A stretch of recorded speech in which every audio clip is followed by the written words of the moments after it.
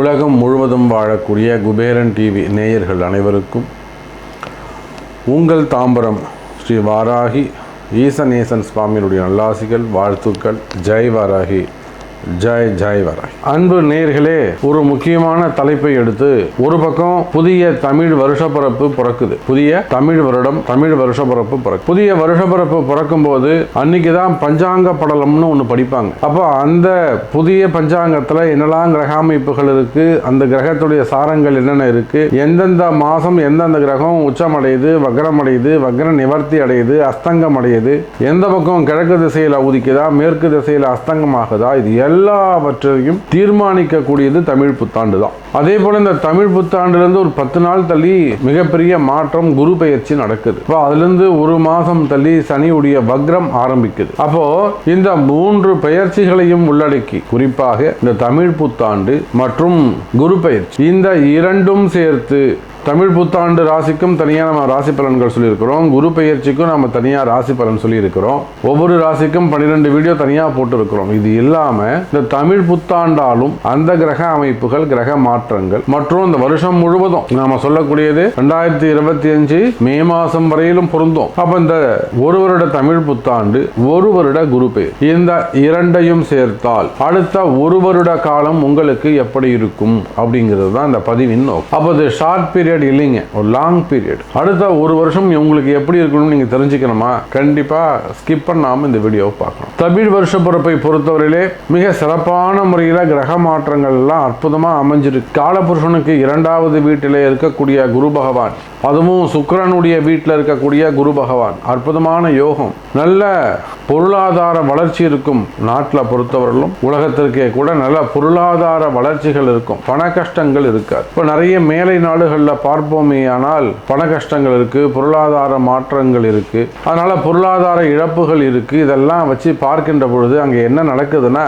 பொருளாதாரத்தில் நிறைய மாற்றங்கள் அங்கே ஏற்படுகிறது. வேலை இழப்புகள், வருமான இழப்புகள், இதெல்லாம் அங்கே ஏற்படுது. அப்போ இதனால வரக்கூடிய மாற்றங்கள் எல்லாம் எப்படி உங்களுக்கு அமைய போகுது?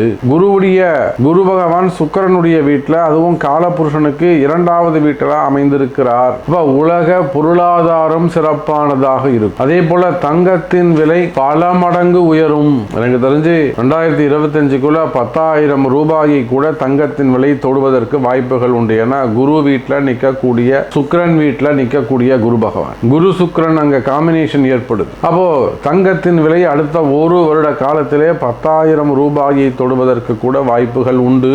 அதே போல கச்சா எண்ணெய் ஆகட்டும், அல்லது அந்நிய செலாவணி, உலகத்தின் ஏற்றுமதி இறக்குமதி, ஷேர் மார்க்கெட்டு, இவை எல்லாமே சிறப்பான முறையில் நல்ல முன்னேற்றத்தை தரக்கூடிய வகையில் அடுத்த ஒரு வருஷம் அமைய போகுது. அப்போ சாதாரண விவசாயிகளாக நீங்கள் இருக்கிறீங்க, ஒரு விவசாயம் பண்ணுறீங்க, அல்லது ஒரு சிறு தொழில் பண்ணுறீங்க, ஒரு ஸ்மால் ஸ்கேல் இண்டஸ்ட்ரி வச்சுருக்கிறீங்க, சிறு தொழில் பண்ணக்கூடியவங்க, குறு தொழில் பண்ணக்கூடியவங்க, சின்ன சின்ன ஃபேக்ட்ரிஸ் வச்சு நடத்தக்கூடியவர்கள், சுய தொழில் செய்யக்கூடியவர்கள், அப்போ இவங்க எல்லாருக்குமே கூட அடுத்த ஒரு வருட காலம் தமிழ் வருஷ பிறப்பு மற்றும் இந்த குரு பெயர்ச்சி, இவை இரண்டும் சேர்த்து பார்ப்போமேயானால் இவை இரண்டுமே வருமானத்திற்கு குறைவிருக்காது. நல்ல முறையில், சிறப்பான முறையில் வருமானங்கள் சிறப்பானதாக இருக்கும். அதே சமயம் வரவு சிறப்பா இருக்கும்னு சொல்றோம். செலவீனங்கள் எப்படி இருக்கும்னாக்கா, செலவீனங்கள் இன்னைக்கு இருக்கிற மாதிரி 2 மடங்குல 3 மடங்கு உயர்வதற்கு வாய்ப்புகள் உண்டு. ஏன்னா சனி பகவான் ஆட்சி பெற்று காலபுருஷனுக்கு 11வது வீட்டிலே அவர் அமைந்திருக்கிறார். அப்போ உலக பொருளாதாரங்கள் அடுத்த ஒரு வருஷம் வளர்ச்சி அடைய போகுது.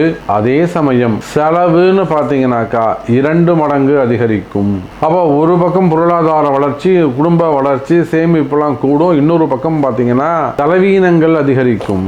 அப்போ செலவீனங்கள் அதிகரிக்கும் போது கடன் சுமைகள், கடன் பிரச்சனைகள் அதிகரிக்க வாய்ப்புகள் உண்டு எனதருமை நேயர்களே. அப்ப கடன் சுமைகள் அதிகரிக்கும், வட்டி விகிதங்கள் அதிகரிக்கும். அப்ப இந்த மாதிரி நம்ம ஒரு ராசிக்கும் தனித்தனியா வேலை வாய்ப்பு எப்படி இருக்கும், பொருளாதாரம் எப்படி இருக்கும், தொழில் அமைப்புகள் எப்படி இருக்கும், ஒரு ராசிக்கும் தனித்தனியா இப்ப நம்ம பொதுவா பார்க்கிறோம். முதல் 7 நிமிடங்கள் பொதுவான பலன்கள். அப்போ கடைசியாக சொல்லக்கூடிய 5 நிமிட பலன்கள் ஒரு ராசிக்கும் அது எப்படி அமைய போகிறது அப்படின்னு நம்ம பார்க்க போறோம். அப்போ குறிப்பா வருமானங்கள், உத்தியோகங்கள் பல மடங்கு கூடும்.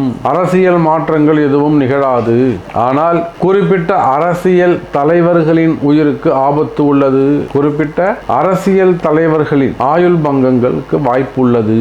அது மிகப்பெரிய மாற்றத்தை, அது ஒரு மிகப்பெரிய ஒரு இயக்கத்தை, தாக்கத்தை ஏற்படுத்துவதற்கான வாய்ப்புகள் உண்டு.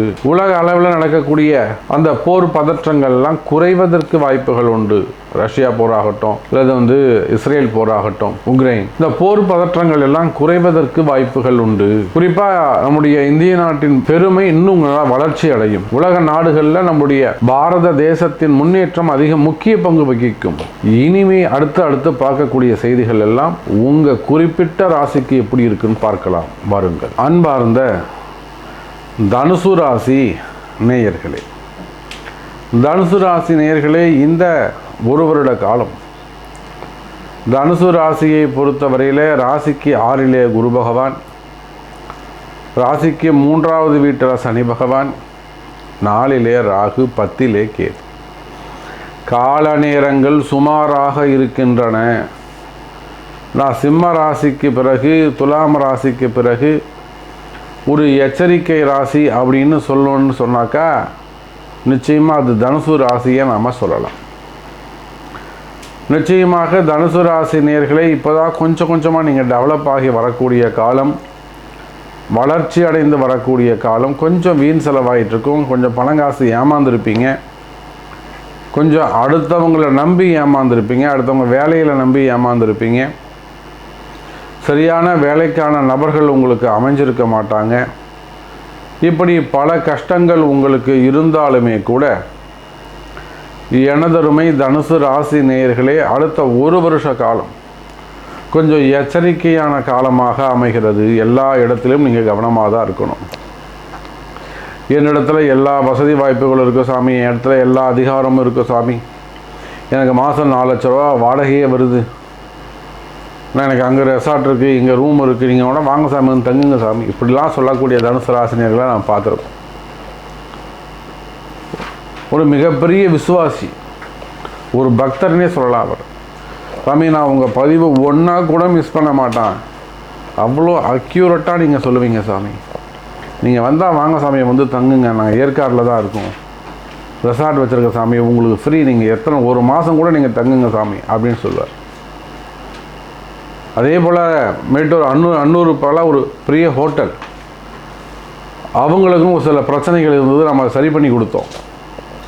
கடையில் ஒரு சில பிரச்சனைகள் இருந்தது, அதனால் அந்த தொழில் பாதிக்கப்பட்டு அவங்களுக்கு ஒரு சில பிரச்சனைகள்லாம் சரி பண்ணி கொடுத்தோம்.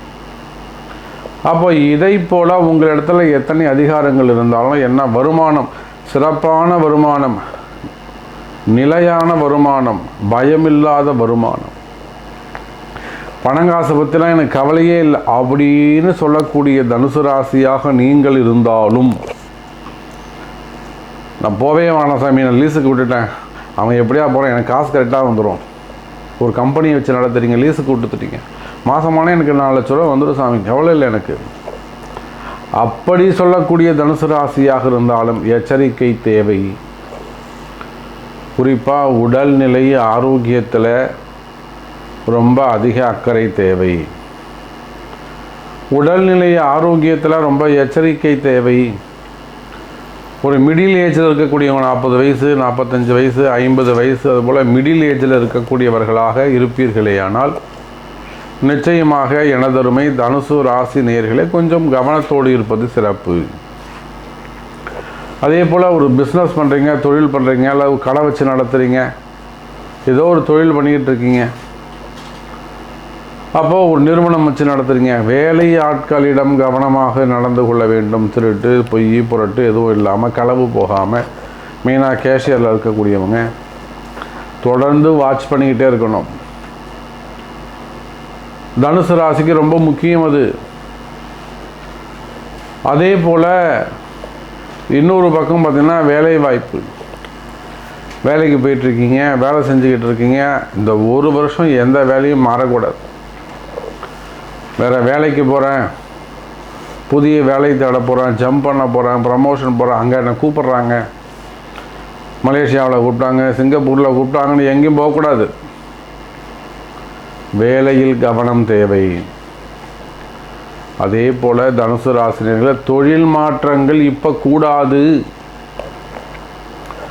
அப்போ நீங்கள் எந்த வேலையை செய்வதாக இருந்தாலும், எந்த ஒரு மாற்றத்தை செய்வதாக இருந்தாலும், ஒரு முறைக்கு 2 முறை ஒரு ஆலோசனை பெற வேண்டும். அதுக்கு முன்பாக உங்களுடைய ஜாதகத்தை கொடுத்து, பிறப்பு ஜாதகத்தை கொடுத்து, பர்த் சார்ட்டை கொடுத்து, இந்த மாதிரி ஒரு விஷயத்தை நான் செய்யலாம்னு இருக்கேன், செய்யலாமா, கால நேரங்கள் எனக்கு அனுமதி கொடுக்குதா, வளர்ச்சி இருக்குமா, இதெல்லாம் கேட்டு அறிந்து செயல்பட வேண்டும்.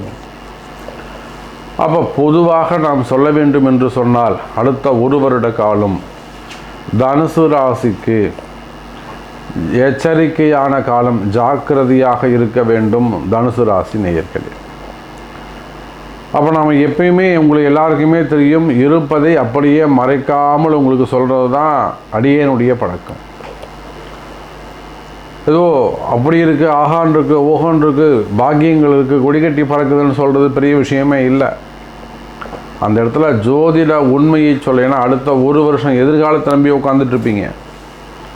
இப்போ இது போக நிறைய பேர் இந்த இடத்துல கேட்பது உண்டு, சாமி நான் உங்கள் எல்லா பதிவையும் பார்க்குறேன், அவ்வளோ அக்யூரேட்டாக சொல்கிறீங்க, நீங்கள் எனக்கு சொல்லவே இல்லை, நான் விவசாயம் பண்ணுறேன், நான் நெசவு பண்ணுறேன், நான் ஹோல்சேல் பிஸ்னஸ் பண்ணுறேன், நான் கமிஷன் பிஸ்னஸ் பண்ணுறேன், நான் ஏஜெண்ட்டாக இருக்கேன், எனக்கு நீங்கள் சொல்லவே இல்லையேன்னு கேட்பது உண்டு.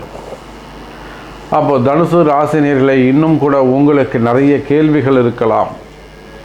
உங்களுடைய கேள்விகள் எதுவாக இருந்தாலும் பிறப்பு ஜாதகத்தை கொண்டு வாருங்கள், உங்களுக்கான நல்ல பதில்கள் சொல்லப்படும், தொடர்பு கொள்ளுங்கள் என்பதை தெரிவித்துக்கொண்டு மீண்டும் வேறு அற்புதமான பதிவில் சந்திக்கிறேன். நன்றி, நமச்சிவாயம், ஜெய் வர. ஸ்ரீ குபேரன் டிவியை பார்த்தமைக்கு நன்றிகள். மேலும் இது போன்ற தகவல்களை தெரிந்து கொள்ள ஸ்ரீ குபேரன் டிவியை சப்ஸ்கிரைப் செய்யுங்கள். மறக்காமல் பெல் ஐக்கானை கிளிக் செய்யுங்கள். அன்பு பக்தர்களே, மாபெரும் குரு பெயர்ச்சி பரிகார ஹோமம், குரு பெயர்ச்சி விழா. குரு பகவான் மேஷ ராசியில் இருந்து ரிஷப ராசிக்கு 1/5/2024 தேதி மாலை 5 மணி அளவிலே மேஷ ராசியில் இருந்து ரிஷப ராசிக்கு பெயர்ச்சி அடைகிறார். இந்த மாபெரும் குரு பெயர்ச்சியை முன்னிட்டு மாபெரும் குரு பெயர்ச்சி பரிகார யாக வேள்வி 12 ராசி அன்பர்களுக்காகவும், நேரம் மாலை 4 மணி முதல் 8 மணி வரை, இடம் ஸ்ரீ மீனாட்சி சுந்தரேஸ்வரர் ஆலயம், சென்னை மேற்கு தாம்பரம். இந்த குரு பெயர்ச்சி மகாயாகத்தில் நீங்களும் உங்கள் குடும்பத்தாரும் மகா சங்கல்பத்தில் பங்கு பெற தங்கள் பெயரை பதிவு செய்ய உடனே தொடர்பு கொள்ளவும்.